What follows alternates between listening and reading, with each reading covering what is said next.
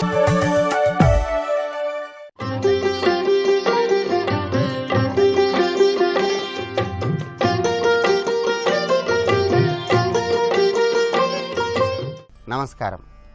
ప్రేక్షకులందరికీ శుభోదయం. ఈనాటి శుభయోగం శీర్షికన దైనందిన జీవితంలో పూజ చేసే సమయంలో రజతమాలతో జపం చేస్తే ఎటువంటి సత్ఫలితాలు కలుగుతాయో, రజతమాలతో జపం చేసే సమయంలో ఎటువంటి నియమాలను పాటించాలో పరిశీలిద్దాం. వెండితో 108 లేదా 54 పూసలను తయారు చేసి ఆ మాలతో జపం చేసినట్లయితే విశేషమైనటువంటి శుభ ఫలితాలను పొందవచ్చు. లక్ష్మీదేవిని శ్రీ సూక్తంలో సువర్ణ రజత స్రజాం అంటూ మనమందరం కీర్తిస్తాం. అంటే శ్రీ మహాలక్ష్మీదేవి వెండి ఆభరణాలను, బంగారు ఆభరణాలను ధరించి ఉంటుంది. అందువల్ల వెండి మాలతో అనగా రజత మాలతో జపం చేసినట్లయితే లక్ష్మీదేవి అనుగ్రహానికి సులభంగా పాత్రులం కావచ్చు. వెండి చంద్రగ్రహానికి సంబంధించింది కాబట్టి రజతమాలతో జపం చేసిన, రజతమాలను ధారణ చేసిన చంద్రుడి యొక్క అనుగ్రహాన్ని పొంది చంద్రగ్రహ దోష తీవ్రతను తగ్గింపజేసుకొని ఉత్తమ ఫలితాలను అందిపుచ్చుకోవచ్చు. చంద్రుడికి అధిష్టాన దేవత శ్రీ మహాలక్ష్మీదేవి కాబట్టి శ్రీ మహాలక్ష్మీదేవిని ప్రసన్నం చేసుకోవటానికి, చంద్రగ్రహ దోష తీవ్రతను తగ్గింపజేసుకోవటానికి రజతమాలతో చేసే జపం విశేషంగా సహకరిస్తుంది. పరమేశ్వరుడు చంద్రశేఖరుడు, చంద్రుడిని ఆభరణంగా ధరించాడు. అందువల్ల చంద్రశేఖరుడి అనుగ్రహాన్ని పొందటానికి కూడా రజతమాలతో చేసే జపం చాలా చక్కగా ఉపకరిస్తుంది. ఓం చంద్రశేఖరాయ నమః అనే మంత్రాన్ని జపిస్తూ రజతమాలతో జపం చేస్తే ఈశ్వరుడి అనుగ్రహానికి చాలా సులభంగా పాత్రులు కావచ్చు. సోం సోమాయ నమః అంటూ రజతమాలతో జపం చేయటం ద్వారా చంద్రగ్రహ దోష తీవ్రతను తగ్గింపజేసుకొని చక్కటి సత్ఫలితాలను అందిపుచ్చుకోవచ్చు. అలాగే వ్యవసాయదారులకు చక్కటి లాభం కలగటానికి, పూల తోటలు, పళ్ళ తోటల్లో లాభం కలగటానికి, ప్రత్యేకంగా అరటి, సపోటా, బొప్పాయి లాంటి వ్యాపారాల్లో లాభం కలగటానికి కూడా రజతమాలతో చేసే జపం విశేషంగా సహకరిస్తుంది. ఆరోగ్యపరంగా కూడా శీతల సంబంధమైనటువంటి వ్యాధుల తీవ్రతను తగ్గింపజేసుకొని చక్కటి ఆరోగ్యాన్ని సిద్ధింపజేసుకోవటానికి రజతమాలతో చేసే జపం చాలా చక్కగా సహకరిస్తుంది. అలాగే వివాహం కాని కన్యలకు త్వరగా వివాహం జరగటానికి, కళారంగంలో విశేషంగా రాణించడానికి కూడా రజతమాలతో చేసే జపం చాలా చక్కగా ఉపకరిస్తుంది. ఎవరైనా సరే రజతమాలను జపానికి మాత్రమే కాకుండా ప్రత్యేకమైనటువంటి రజతమాలను ధారణకు ఉపయోగించినట్లయితే దాంపత్య జీవితంలో విభేదాభిప్రాయాల నుంచి కూడా సులభంగా బయటపడవచ్చు. ధారణకు, జపానికి వేర్వేరు మాలలను ఉపయోగించాలని శాస్త్రాలలో వివరించడం జరిగింది. మొట్టమొదటిసారిగా రజతమాలను ధారణ చేసే సమయంలో లేదా జపం చేసే సమయంలో ముందుగా శివాలయంలో ఈశ్వరుడికి అభిషేకం చేయించుకొని శివ పూజలో ఆ రజతమాలను ఉంచి ఆ తర్వాత ఓం నమః శివాయ అనే పంచాక్షరి మంత్రాన్ని జపిస్తూ ఆ రజతమాలను జపానికి కానీ ధారణకు కానీ ఉపయోగించినట్లయితే చక్కటి సత్ఫలితాలు కలుగుతాయి. జపం పూర్తి కాగానే ఆ రజతమాల మీద నీళ్లతో సంప్రోక్షణ చేసి లక్ష్మీదేవి చిత్రపటానికి కానీ, ఈశ్వరుడి చిత్రపటానికి కానీ అలంకరించి తిరిగి జపానికి ఉపయోగించుకోవాలి. ప్రత్యేకమైన విధి విధానాలతో రజతమాలతో జపం చేయండి. చంద్రగ్రహ దోష తీవ్రతను తగ్గింపజేసుకోండి. ఈశ్వరుడి అనుగ్రహానికి, లక్ష్మీదేవి అనుగ్రహానికి సులభంగా పాత్రలు కండి.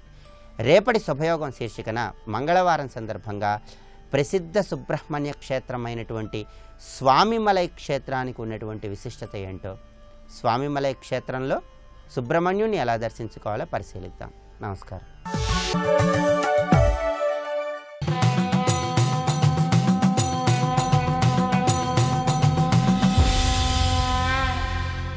శతక సాహితీ సరస్వతికి నమస్కారం. ఈ రోజు నుండి మహాపండిత కవులు శ్రీ గరిమెళ్ల సోమయాజుల శర్మ గారు రచించిన వెంకటేశ శతకంలోని కొన్ని పద్యాలను గురించి తెలుసుకుందాం. ఈ పద్యాలు అటు పండితులకు, పామరులకు అందరికీ కూడా ఆనందాన్ని, భక్తిని కలిగించే విధంగా ఉంటాయి. గోక్షీరమును మించి ద్రాక్షారసము నుంచి ఇక్షుపానకమును ఏవగించి కదళీ ఫలము జివ్వి కండ శర్కర రూవి జుంటితే నెల నల్ల చూచి నవ్వి పనసతో నల్ల గెల్చి పాయసాన్నము తూల్చి ఖర్జూర ఫల రుచి కరమదల్చి అమృతధార హసించి ఆమ్రఫలము చించి భక్ష్యాళితో నెల్ల పంతగించి తీయదనములకెల్లను తీయమగుచు జిహ్వన శ్రాంతమురంగజేయు నీదు నామ మాధుర్యమప్పప్ప ఏమి చెప్ప వెంకటాచలవాస శ్రీ వెంకటేశ. ఓ వెంకటాచలవాస శ్రీ వెంకటేశ, గోక్షీరమును మించి పరమ పవిత్రమైనవి ఈ భూమిపైన ఏ పదార్థమైనా ఉన్నది అనంటే అది గోక్షీరం, ఆవు పాలు. ఆ ఆవు పాల కంటే కూడా మించినదయ్యా నీ యొక్క నామ మాధుర్యము, ఆ పవిత్రత. పరమ పవిత్రమైన గోవు ఇచ్చే క్షీరము కంటే, ఆ క్షీరములోని తీయదనము కంటే కూడా పవిత్రత, మాధుర్యము నీ నామానికే ఎక్కువయ్యా. గోక్షీరమును మించి ద్రాక్షారసము నుంచి, గోక్షీరాన్నే మించిపోయినట్టయితే ఇంకా మామూలు ఈ ద్రాక్ష పళ్ళ రసం అదెంతయ్యా. ద్రాక్షారసము నుంచి దాన్ని కాదని ఇక్షుపానకమును ఏవగించి, ఇక చెరుకు రసం అనేటువంటిది ఏమాత్రము ఇంపు కాదు. గోవింద నామస్మరణ చేస్తున్నటువంటి వారికి చెరుకు పానకం ఇచ్చినట్లయితే, చెరుకు పానకాన్ని ఏదో శరీరానికి ఆహారంగా, దాన్ని ఒక ద్రావకంగా తీసుకోవాలి గనక తీసుకుంటారే తప్పితే అదేదో తీయగా ఉంటుందనేటువంటి భావం మాత్రం వారికి కలగదు. ఆ గోవింద నామ మాధుర్యం అంత గొప్పది. కదళీ ఫలము జివ్వి, ఇక అరటి పళ్ళలో అనేకానేక జాతులున్నాయి. చక్కెరకేళి, అమృతపాణి, ఇక రకరకాల అరటి పండ్లు ఉన్నాయి. ఆ అరటి పండ్ల మాధుర్యమంతా కూడా నీ నామ మాధుర్యం ముందు దిగదుడుపయ్యా. కదళీ ఫలము జివ్వి కండ శర్కర రువ్వి, ఆ పటికి బెల్లాన్ని అలా పారేయాలి, దాన్ని రువ్వి వేయాలి. నీ నామమాధుర్యం ముందు పటికి బెల్లం గురించి గనక ఎవరన్నా ప్రసక్తి ఎత్తితే దాన్ని దూరంగా విసిరివేసేటువంటి స్థితి ఉంటుందయ్యా ఈ మాధుర్యంతో పోలిస్తే. అలా కదళీ ఫలము జివ్వి కండ శర్కర రువ్వి పటిక బెల్లాన్ని అవతల పారవేసేటట్టుగా ఉంటుంది. జుంటె తేనెల నల్ల చూచి నవ్వి, తేనెను చూస్తే నవ్వు వస్తుంది ఎగతాళిగా ఈ నామమాధుర్యంతో పోల్చాలంటే.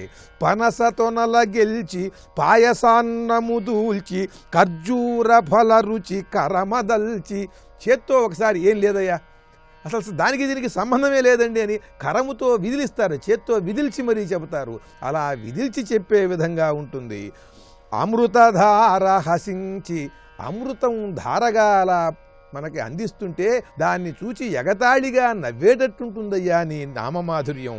ఆమ్రఫలము చించి, మామిడి పండుని అవతల పారేసేటట్టుంటుంది.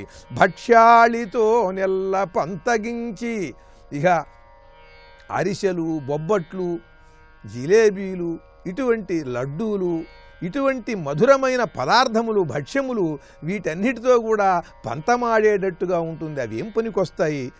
తీయదనములకెల్లను తీయమగుచు జిహ్వన శ్రాంతము రంగజేయు నీదు నామ మాధుర్యమప్పప్ప ఏమి చెప్ప. ఏదన్నా ఒక ఇష్టమైన పదార్థం వినగానే తలుచుకోగానే నోరు ఊరుతుంది. కానీ అంతకు వేయంతలు నీ భక్తుడైన వాడికి నీ నామాన్ని ఒక్కసారి వినంగానే చెయ్యాలి, ఆ స్మరణ అనుకోగానే అలా నోరు ఊరుతుందయ్యా, అంతటి మధురమైనది అంటూ ఆ వెంకటేశ్వర స్వామి నామ మాధుర్యాన్ని ఎవరూ వర్ణించలేరని తెలియజేస్తూ అద్భుతమైన పద్యరచన చేసి గొప్ప భక్తి శతకాన్ని మనకు అందించిన మహాపండిత కవి శ్రీ గరిమెళ్ల సోమయాజులు శర్మ గారి శ్రీ వెంకటేశ శతకంలోని మరి ఒక పద్యం గురించి రేపు ఉదయం తెలుసుకుందాం. ఓం నమో వెంకటేశాయ.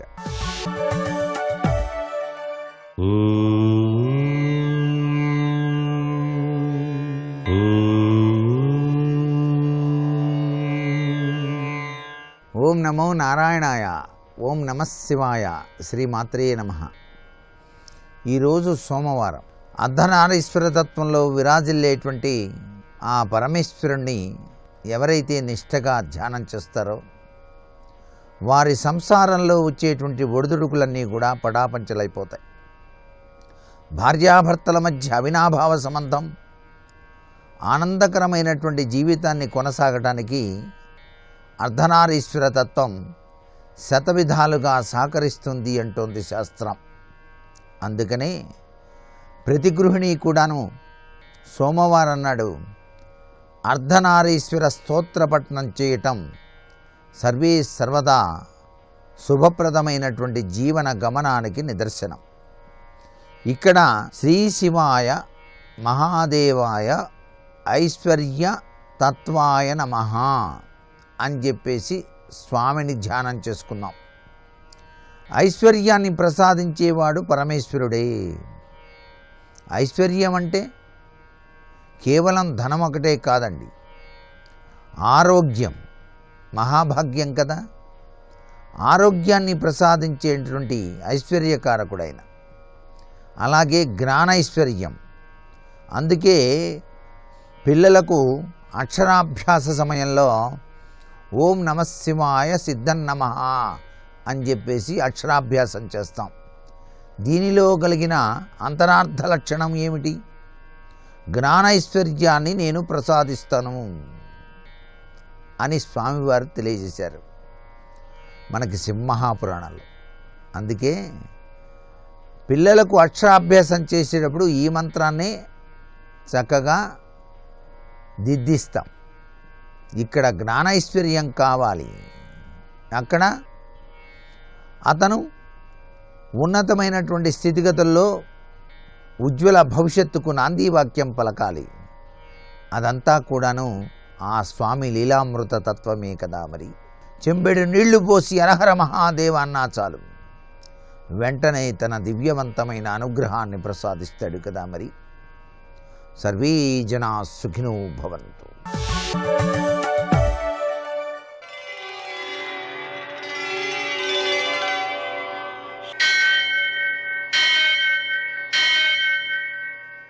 సహస్రశీరుషం దేవం విశ్వాక్షం విశ్వశంభువం విశ్వం నారాయణం దేవమక్షరం పరమం పదం విశ్వతః పరమాం నిత్యం విశ్వం నారాయణగుం హరిం విశ్వమేవేదం పురుషస్తద్విశ్వముపజీవతి పతిం విశ్వస్యాత్మేశ్వరం శాశ్వతం శివమచ్యుతం నారాయణం మహాజ్ఞేయం విశ్వాత్మానం పరాయణం.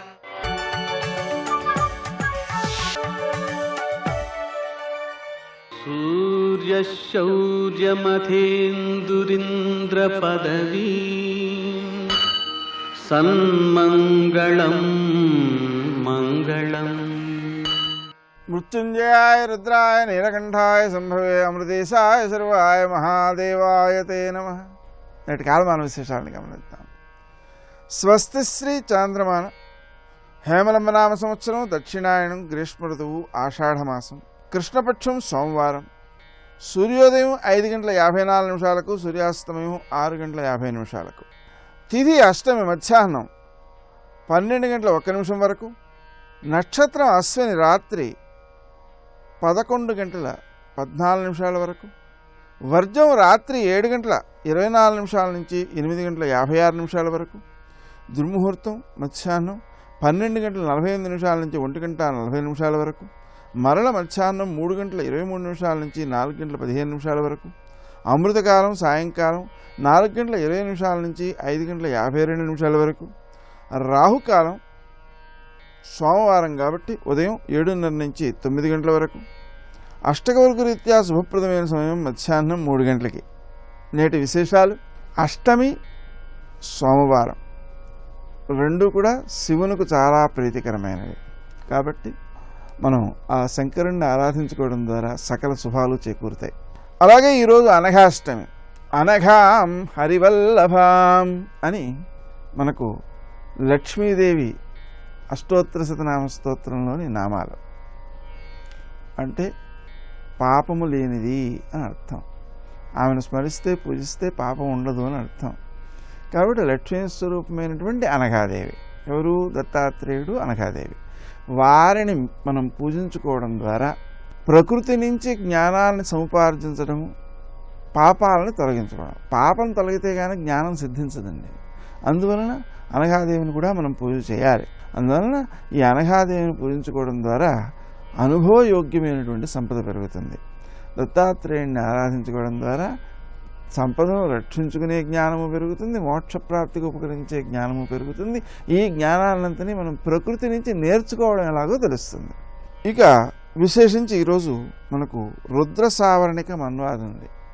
ఆ మన్వాది సందర్భంగా నదీ స్నానం చేయడం, వివిధ వస్తువులను దానం చేయడం, అంటే మనకు నిజంగా ఏవి అవసరము ఉంటాయో అవి మనకు సిద్ధించట్లేదు అంటే దాని అర్థం మనం దానం చేయాల్సిన అవసరం ఉంది అని చెప్పడం అన్నమాట.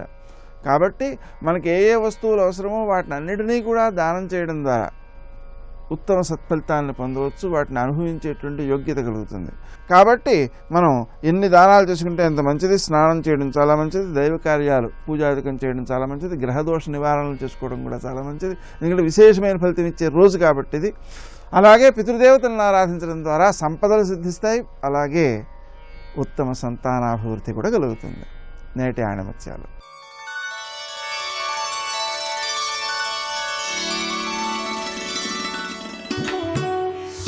అపవిత్రతను హృదయం నుంచి తొలగించుటయే మోక్షమునకు ఏకైక మార్గం.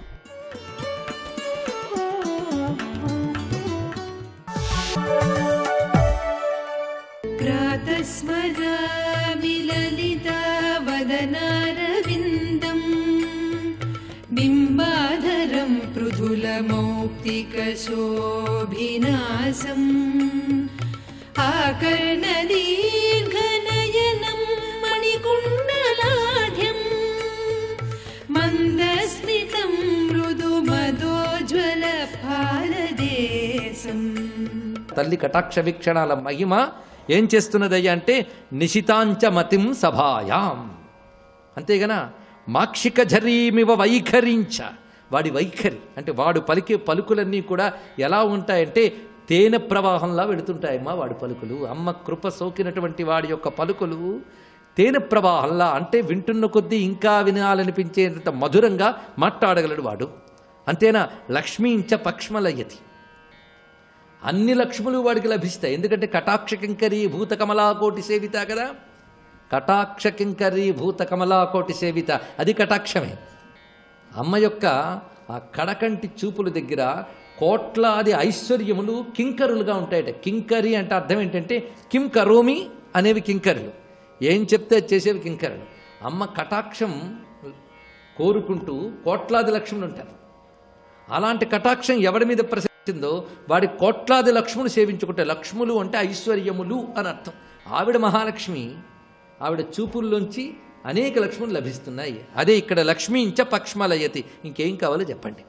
జగదిడ్యతాం, జగత్తులో పూజ్యభావం, గౌరవభావం, తేజస్సు. తేజస్సు అన్నప్పుడు వర్చస్సు, ఆరోగ్యము అన్నీ తీసుకోవాలండి. ఆరోగ్యం ఉన్నప్పుడే తేజస్సు ఉంటుంది, లేకపోతే ఉంటుందా? అందుకే తేజస్వితాం అన్నప్పుడు ఆరోగ్యము వర్చస్సు రెండును. నిశితాంచ మతిం సభాయాం, బుద్ధిశక్తి అంటే జ్ఞానము, ఇంకొకటి చక్కగా మాట్లాడగలగడం, మరి ఒకటి ఐశ్వర్యం. ఈ 5 అమ్మ చూపు ప్రసరిస్తే లభిస్తాయి. ఒక్కసారి అమ్మ చూస్తే లభిస్తాయి. ఒక్కసారి చూపు సోకాలంటే ఒక్కసారి నువ్వు నమస్కారం చేస్తే చాలన్నాడు ఇక్కడ. జంతో సకృత్ ప్రణమతో జగదిడ్యతాంచ తేజస్వితాంచ నిశితాంచ మతిం సభాయాం కామాక్షి మాక్షిక ఝరీమివ వైఖరించ లక్ష్మీంచ పక్ష్మలయతి క్షణమిక్షణంతే. ఇది అమ్మ చూపుల యొక్క ప్రభావాన్ని ఇలా వర్ణించి తర్వాత మనం 65వ శ్లోకంలో ప్రవేశిస్తున్నాం. ఈ 65వ శ్లోకంలో మరొక రమ్యమైన భావాన్ని చూపిస్తున్నారు. ఇక్కడ అమ్మవారి చూపులు గండ్రగొడ్డలతో పోల్చారండి. ఇక్కడ ఏమిటో ఈ పోలికలు. అప్పటికప్పుడే మెత్తగా కనిపిస్తే అప్పటికప్పుడే గండ్రగొడ్డలిట. మరి గొడ్డలు దేనికి పనికొస్తుంది? భవస్య హేత్యై జగతాంపతహే నమః. భవస్య హేత్యై, హేతి అంటే కత్తి గొడ్డలి ఇలాంటి ఆయుధమే. అది దేనికి పనికొచ్చిందని భవస్య హేత్యై, సంసార వృక్షాన్ని నరికి వేసేటటువంటి గండ్రగొడ్డలి అన్నారు భగవత్కృపని రుద్రంలో. అమ్మ చూపు కూడా గండ్రగొడ్డలే. ఆ గొడ్డలి సంసారం అనే వృక్షాన్ని నరికేస్తుంది. సంసారం పెద్ద వృక్షం, మామూలు వృక్షమా? విషవృక్షం. కార్పణ్యపూర రసవర్ధితమంబా. ఓ తల్లి, కార్పణ్యం అనే రసంతో పెంచానన్నాడు. రసం అంటే జలం, కార్పణ్య జలం. కార్పణ్య జలం అంటే అహంకారం అనే జలంతో పెంచి పోషించాను. అహంకారం అంటే తీసివేయాల్సిన అహంకారం ఒకటి ఉంది మనకి. దేహమేననే భ్రాంతితో నన్ను మించిన వాళ్ళు లేడనే అజ్ఞానంతో చేసిన పనులన్నీ, ఇది కార్పణ్య రసం. ఇలాంటి అహంకారమనే అజ్ఞానమనే జలంతో పెంచి పోషించాను. ఏ దుంప నుంచి పుట్టిందో తెలుసా? ఇది మోహకందోద్గతం. అద్భుతమైన మాట. మోహం నుంచి పుట్టిన మొలక. అంటే మోహం దుంపండి, అన్నిటికీ పెద్దది, అది ప్రధానం. మోహం దాని నుంచి పుట్టింది ఇది. అలాంటి మోహం అనే దుంపలోంచి పుట్టిన భవమయం విషపాదపం మే. భవమయం అనగా సంసారం అనబడేటువంటి భవం అయం విషపాదపం. అది భవం అనబడేటటువంటి విషపాదపం, విషవృక్షం ఉన్నది. దాన్ని తుంగంచినత్తు. బాగా తుంగం, చాలా మామూలుగా కాదు, అంత పెరిగిపోయింది. ఇది నిన్న మొన్నటి మొక్క కాదు, ఏనాటి మానో, ఎన్ని జన్మల నుంచి పెంచుకొచ్చాను. ఈ సంసారం అనే పెద్ద మానిది. అందుకే ఇది తుంగం అని చెప్పడంలోనే అంత. తుంగం విషపాదపం. అంత భయంకరమైన ఈ మానుని, ఎంత పెద్ద మానైనా ఆ మాత్రం గొడ్డలికి మొత్తం అవుతుంది. అందుకు చినత్తు, దీన్ని ఛేదించమ్మా ఈ వృక్షమును. దేనితో? కటాక్ష కుఠార ధార. నీ కటాక్షం అనే కుఠార ధార. ధార అంటే పదును, ఇదొక అర్థం. ధార అంటే ప్రవాహమని, పదును అని రెండు అర్థాలు. ఇక్కడ ధారా శబ్దానికి అర్థం ఏంటి? పదును. నీ పదునైన కటాక్షం అనే గండ్రగొడ్డలితో ఈ సంసారం అనే భయంకర విషవృక్షాన్ని నరికివేయమ్మా అంటున్నారు. ఈ శ్లోకం అంతా కలిపి చదువుకుందాం. కార్పణ్యపూరరసవర్ధితమంబా మోహకందోద్గతం భవం అయం విషపాదపం మే తుంగం చినత్తు తుహినాద్రిసుతే భవత్యాహ కాంచీపురేశ్వరి కటాక్ష కుఠారధార. ఇందులో సంబోధనలో ఉన్న సౌందర్యాన్ని శ్రవణ మాత్రం చేతే ఆనందించవచ్చు మీరు. కాంచీపురేశ్వరి తుహినాద్రిసుతే. ఈ మాటలు ఎంత చక్కగా చెప్పారో చూడండి. ఇప్పుడు అమ్మవారి చూపుల్ని ఔషధంతో పోలుస్తున్నారు. మనం కటాక్షతకంలో ఉన్నాం, మర్చిపోవద్దు. అంటే మనం అమ్మవారి కటాక్షాల్లో ఉన్నాం, మర్చిపోవద్దు. ఎంత బాగుందో ఆ కటాక్షాల్లో ఉంటే హాయిగా ఉంటుంది, మర్చిపోతేనే బాధ. సరే, ఆ కటాక్షములు ఇప్పుడు ఔషధంట. అపాంగం ఔషధం. అపాంగం అంటే కటాక్షం కదా, కడకంటి చూపులని ఔషధం. ఔషధం దొరకాలంటే చాలా ప్రాసెస్ ఉంటుందండి. అందులో రేర్ మెడిసిన్స్ దొరకాలంటే ముందు ప్రిస్క్రిప్షన్ ఉండాలి, లేకపోతే దొరకదు. ప్రిస్క్రిప్షన్ ఇవ్వాలంటే మంచి డాక్టర్ గారు దొరకాలి. అన్నిటికీ తోడు ఆ మందు దొరికి అదృష్టం ఉండాలి, అదొకటి ఉండాలి పక్కన. ఇది నిజానికి దొరకడం మహా కష్టం. ఎలా దొరకపెట్టుకుంటావో దొరకపెట్టుకో, నిర్మోహమాటంగా ఈ మందే రాస్తానంటాడు ఆ డాక్టర్ గారు. ఆయన ఇక్కడ రోగం ఏంటో చెప్పాడు, ట్రీట్మెంట్ ఏంటో చెప్పాడు, డాక్టర్ ఎవడో చెప్పాడు. అన్ని జాగ్రత్తగా చూడండి. కామాక్షి ఘోర భవరోగ చికిత్సనార్థం అభ్యర్చ్య దేశిక కటాక్ష భిషక్ ప్రసాదాత్ తత్రాపి దేవి. తత్రాపి, ఆ తత్రాపి దగ్గర పెట్టాడండి. అసలు తత్రాపి అంటే అయినప్పటికీ, ఇన్నైనా బట్ట ఒకటి ఉందన్నమాట. తత్రాపి దేవి లభతే సుకృతి కదాచిత్ అత్యంత దుర్లభం అపాంగమహౌషధంతే. అమ్మ యొక్క ఆ చూపు అత్యంత దుర్లభం. ఆ చూపు లభిస్తే అన్నీ సులభం అండి, ఆ చూపు లభించడం మాత్రం సులభం కాదు. అది ఇక్కడ ఆ చూపు అత్యంత దుర్లభం. అత్యంత దుర్లభమైన ఔషధం పొందాలి అంటే అది దొరికితే భవరోగ చికిత్స. ఈ సంసారం అనే రోగం తప్పకుండా చికిత్స చేయబడుతుంది. కేవలం అదే మెడిసిన్. పోనీ ఆ మందు దొరకకపోతే మరో మందు చెప్పండి. మరొక ఆల్టర్నేటివ్ మెడిసిన్ లేదు. నాణ్య పంథా విద్యతే యనాయ. మరొక మార్గము లేదు, మరొక మందు లేదు, ఒకటే మందు. ఆ మందు దొరికితే జబ్బు పోతుంది. అయితే అమ్మవారి చూపు అనే మందు దొరకాలంటే మరొక చూపు అనే డాక్టర్కు ఉండాలట. ముందు ఈ చూపు పడాలి. ఈ చూపు ఒక డాక్టర్ గారు, ఈ చూపు డాక్టర్ గారే, ఆ చూపు మెడిసిన్. మనకు డాక్టర్ అవసరమే, మెడిసిన్ అవసరమే. ఎందుకంటే మెడిసిన్ ఏమిటో పోల్చుకు చెప్పేది డాక్టర్ గారేగా. అందుకే డాక్టర్ ఎవరయ్యా అంటే దేశిక కటాక్ష భిషక్ ప్రసాదాత్. అద్భుతం. దేశికం అంటే గురువు, కటాక్షం అంటే చూపు. గురువు గారి కటాక్షం అనబడే భిషక్ గారు అంటే డాక్టర్. గురు కటాక్షం అనే వైద్యుని యొక్క అనుగ్రహం చేత మాత్రమే భవరోగం చికిత్సకై అమ్మా నీ చూపు అనే ఔషధం ఏ పుణ్యాత్ముడో ఎప్పుడో పొందుతాడు అన్నాడు ఇక్కడ. ఏ పుణ్యాత్ముడో కతిచన చిదానందలహరి. కతిచన ఏ కొద్ది మందు, అందరికీ మందు దొరకదు, పుచ్చుకోవాలని బుద్ధి పుట్టదు, సరైన డాక్టర్ గారు దొరకరు, ఇన్నున్నాయి. అందుకే కామాక్షి ఘోర భవరోగ చికిత్సనార్థం అభ్యర్థ్య. డాక్టర్ గారి దగ్గరికి వెళ్ళి రిక్వెస్ట్ చేయి, ఊరికినే రాదు. అభ్యర్థన గురు శుశ్రూష అది అనమాట.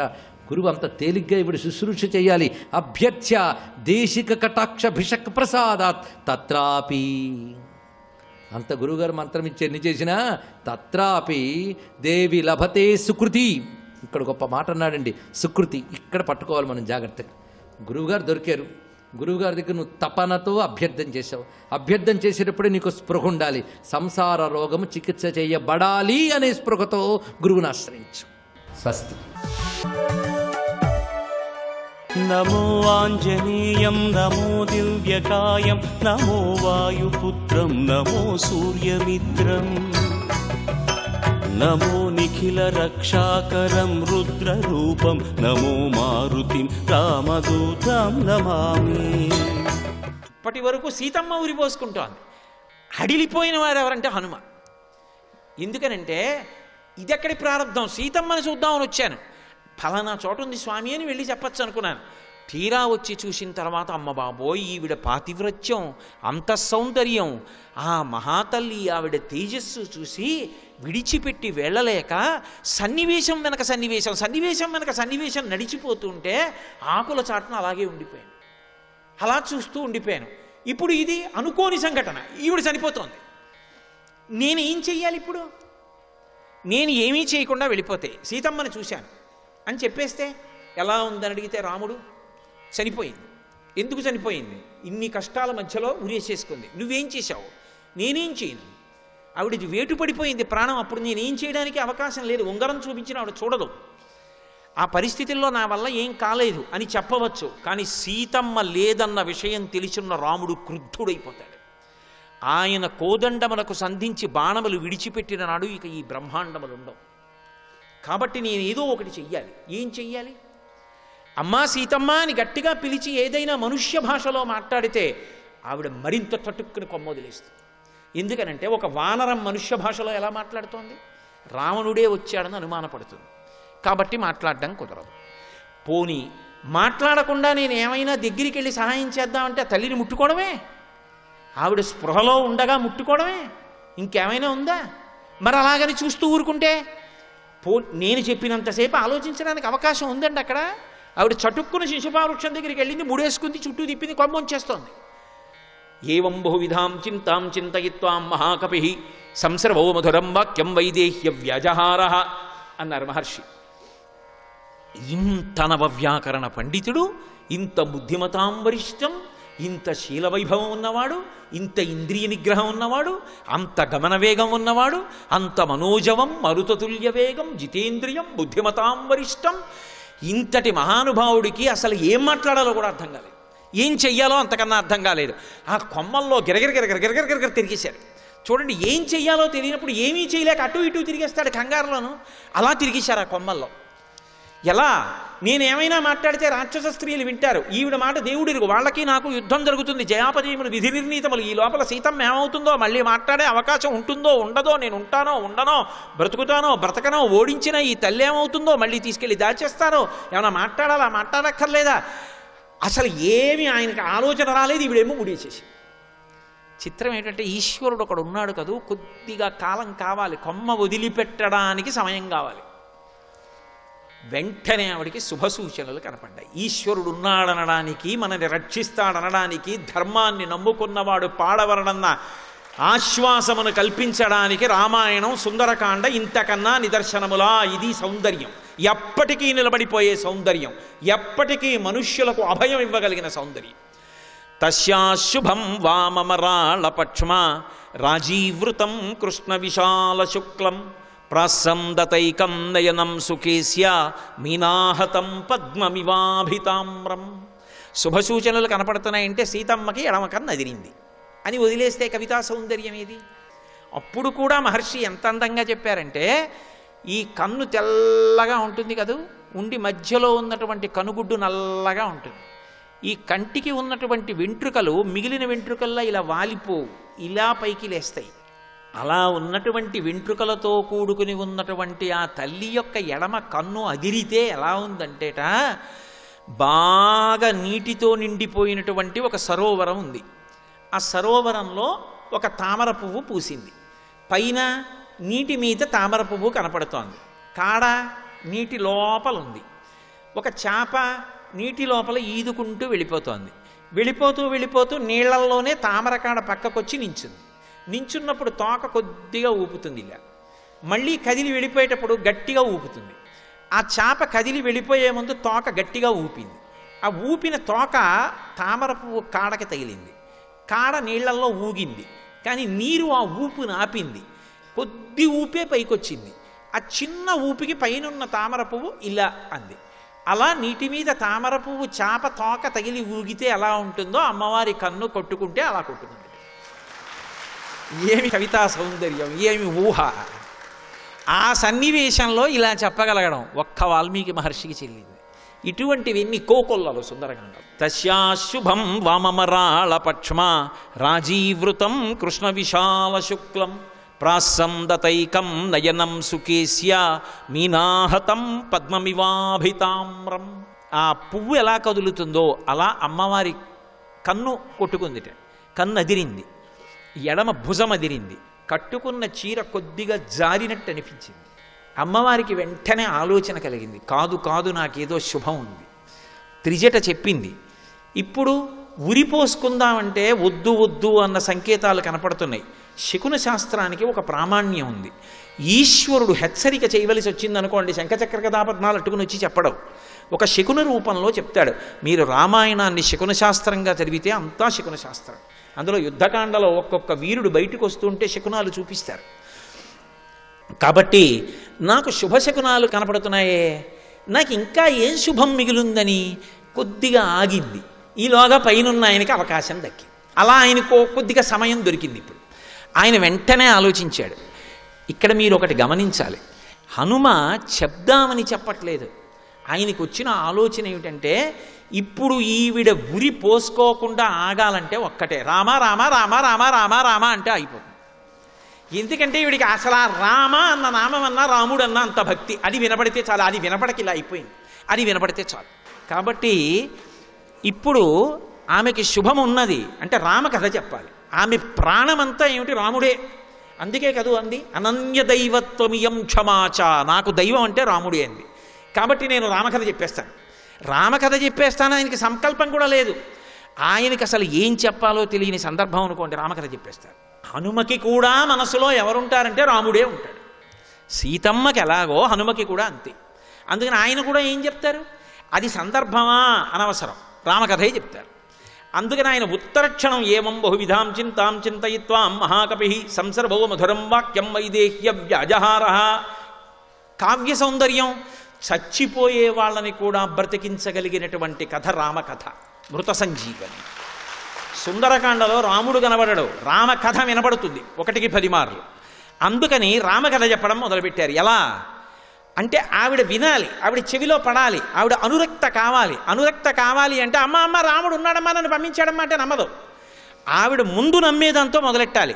నమ్మేదాంతో మొదలెట్టి ఆవిడికి తెలియంది చెప్పాలి. అప్పుడు అంటే ఇప్పుడు ఆవిడికి ఆశ్వాసం కుదురుతుంది. ఓ ముందుని చెప్పాడు, నమ్మకంగా ఉంది, ఇది కూడా నిజమేమో అనే అనుమానం వచ్చి ఆగుతుంది కాస్త నిర్ధారణ చేసుకోవడానికి. సర్వం శ్రీ ఉమామహేశ్వర పరబ్రహ్మార్పణమస్తు. స్వస్తి.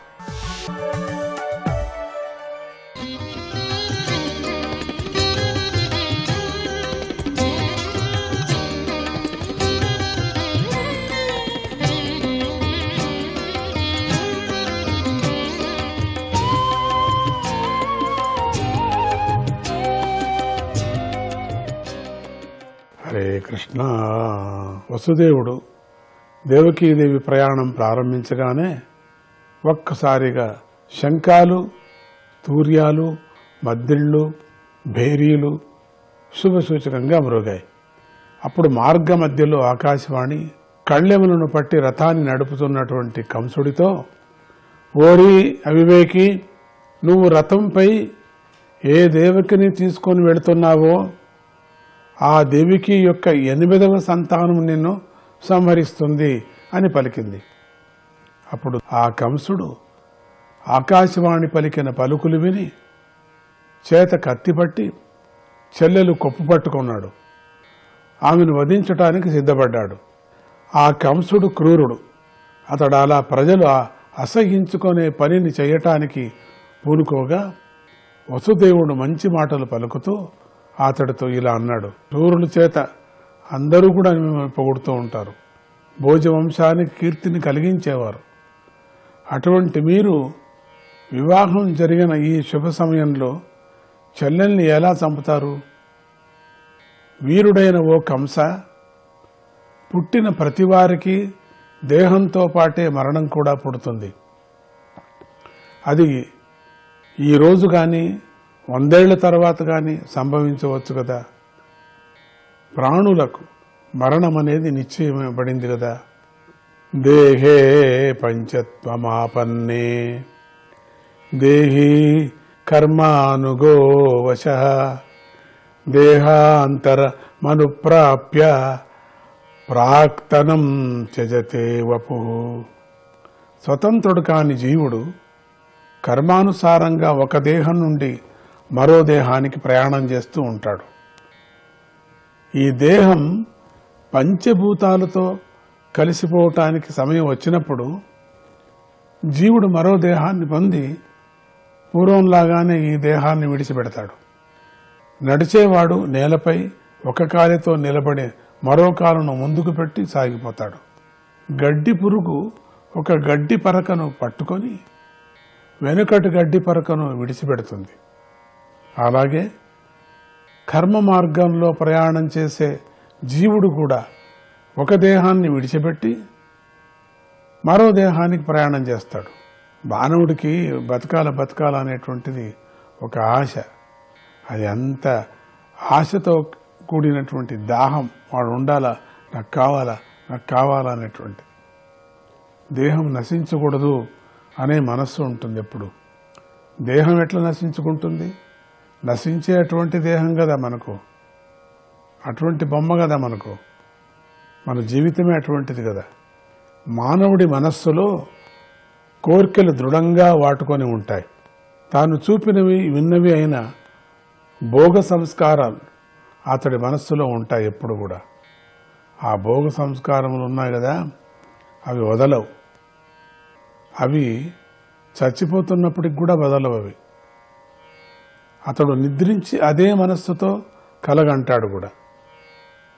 కలలో కూడా అంతేనే. ఆ కలలో జాగ్రత్త దేహంలాగా ఉన్న ఒక దేహాన్ని చూస్తాడు. అది ఈ విధంగా ఉంటుంది అని చెప్పటానికి వీలు లేకుండా ఉంటుంది. అతడికప్పుడు జాగ్రత్తావస్థ గురించి జ్ఞాపకం ఉండదు కనుక ఆ దేహమే తానని భావిస్తూ ఉంటాడు. అదేవిధంగా జీవుడు మరణించి ఈ దేహాన్ని విడిచిపెట్టి అంతా మరిచిపోయి మరో దేహాన్ని పొంది ఇదే నేను అని ఆత్మాభిమానాన్ని పొందుతాడు. దైవం చేత వాసనాత్మకమైన మనస్సు ప్రేరేపించబడి ఏ దేహం వైపుకు ప్రయాణం చేస్తుందో ఈ జీవుడు కూడా ఆ మనస్సుతో పాటు ఆ దేహాన్నే పొంది జన్మించి దాని యందు ఆత్మాభిమానం కలిగి ఉంటాడు. పంచభూతాల్లో తయారు చేయబడ్డ ఈ దేహాలన్నీ మాయాశక్తితో నిర్మించబడ్డాయి.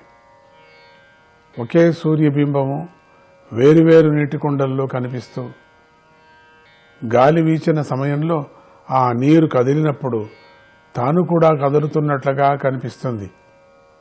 అదేవిధంగా ఒకే ఒక పూర్ణాత్మ తన మాయాశక్తితో నిర్మించబడ్డ వేర్వేరు దేహాలయందు ప్రవేశించి ఆయా దేహమందు ఆసక్తిని కలిగి ఉంటుంది. దేహం నాదనే ప్రేమ మైమరుపుతో, అంటే దేహం నాదనేటువంటి ఒక మరుపుతో జీవభ్రాంతిని పొందుతుంది. అందువల్ల ఈ విధమైన దేహాభిమానంతో మోహితుడై ఉన్న జీవుడు తనకు ఇహపర లోకాల రెండిటిలోనూ క్షేమం చేకూరాలని కోరుకుంటే కనుక ఎవడికి కూడా కీడు చేయకూడదు. ఇతరులకు కీడు చేసేవాడికి ఈ లోకంలో ఇతరుడి వల్లను, పరలోకంలో యముడి వల్లను భయం కూడా కలుగుతుంది.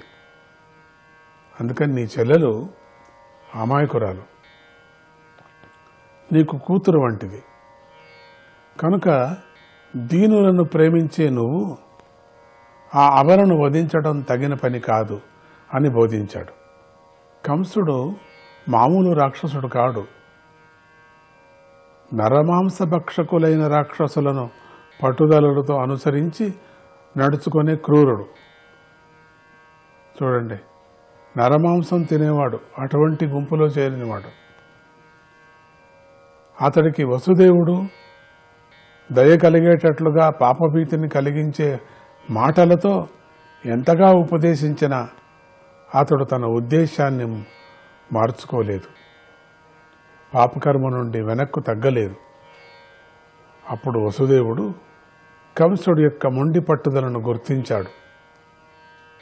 పైపడిన మృత్యువును తప్పించుకోవాలని ఆ సమయంలో ఆయన ఇలా ఆలోచించాడు. బుద్ధిమంతుడైన వాడు తన బుద్ధిని, తన శక్తిని ఎంత మేరకు అయితే అవకాశం ఉంటుందో అంతవరకు వినియోగించుకొని మృత్యువు నుండి తప్పించుకునే ప్రయత్నం చేయాలి. ఒకవేళ ఆ విధంగా ఎంతగా ప్రయత్నించినా మృత్యువు గనుక తప్పకపోతే అది వాడి తప్పు మాత్రం కాదు అనుకోవాలి. వీడు చంపటానికి నా పుత్రులను అప్పజెపుతాననే మాటను ఇచ్చి ఈ దీనురాలని విడిచిస్తాను, నేను విడిపిస్తాను అనుకున్నాడు మనసులో.